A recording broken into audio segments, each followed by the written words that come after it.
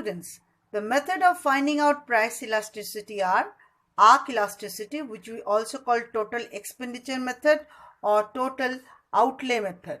What? Outlay method. Outlay method, point elasticity or geometric method, next percentage or proportionate method.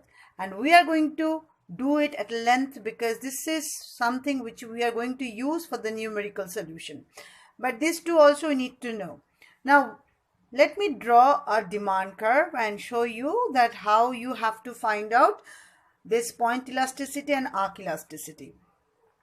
This is the demand curve where I have already drawn the axis, price axis and quantity axis, as you know.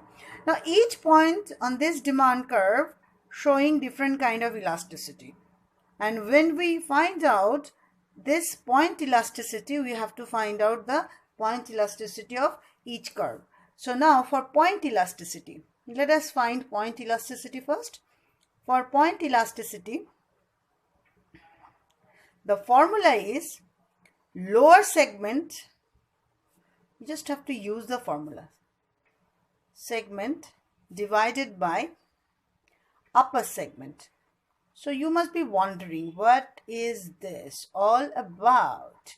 So now just see, the lower segment of A is AD and the upper segment of A is AD dash. Now upper segment is AD dash and lower segment is AD. While looking at the diagram, we get to know that this must be more than 1, isn't it?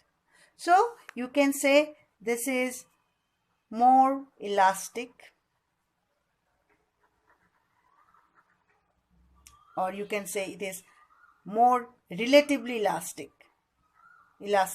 So you can say it is more elastic or relatively elastic.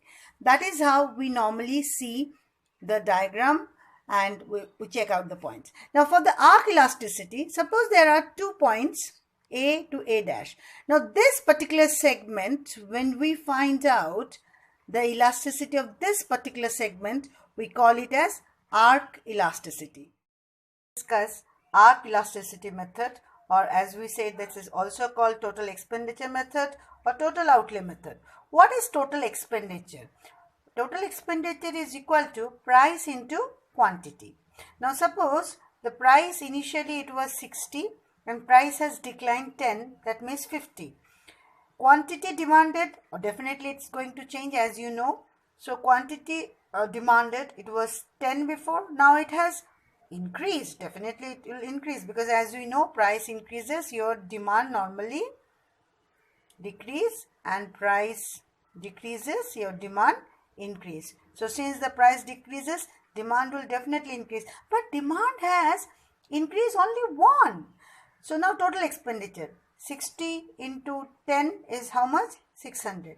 50 into 11 is 550. So here you have seen the total expenditure has fallen.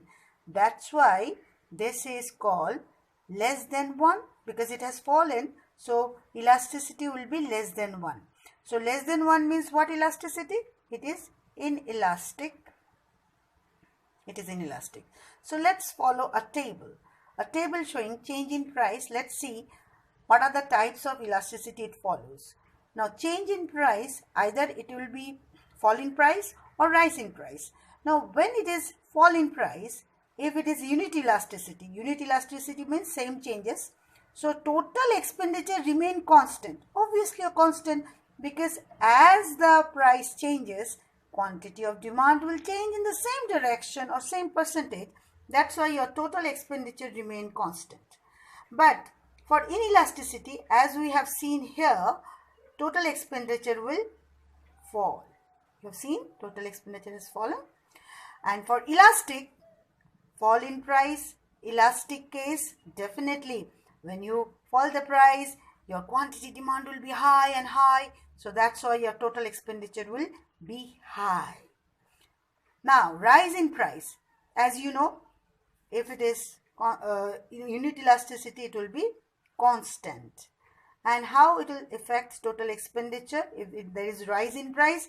Definitely, since you are not bothered that much of price, so your quantity demand will keep on increasing or it will remain same, but your price has increased.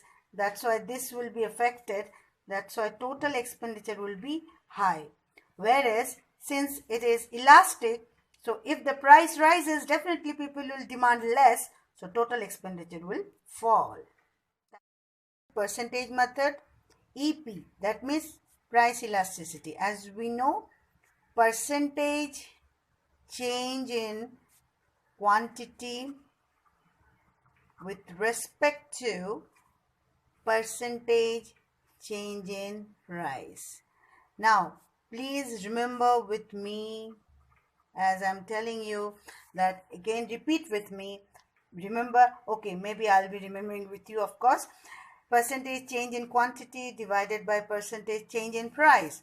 Now, as you know, change in economics, and we have got it from your calculus maths, del is called change. So now, rather than writing this, can't you write this percentage change in quantity? Yes. So what is del Q? You know that. We have done it for marginal utility. Del Q is Q1. Q1 is price, present price. Q0 is future, past price. Del P is the change in price. That means present price minus past price. You know this. So how to find out? Percentage of del Q. How to find out percentage of del Q? As you know, the way you normally find out the percentage, isn't it? This is the way you find out the percentage. So that is Q minus Q naught or Q0 for del Q, and for percentage what you have done, divided by previous year quantity into 100, and this is what? P1, P0, P0 into 100. So instead of this, can't we write like this? Yes, please keep doing this sum with me so that you'll get the practice as well. And this 100 gets cancelled. So you got interesting formula which are going to use for the numericals which I've given in the worksheet. Please do practice and try. This, instead of writing this, what we can write this? So we can write del Q upon del P into this. And always remember, this value will be negative. As you know, whenever price increases, demand decrease. Whenever price decreases, demand increase. And what kind of relationship is that? Yes, students, it's inverse. So since it is inverse relationship, that's why it's always negative. This is the formula which you are going to use.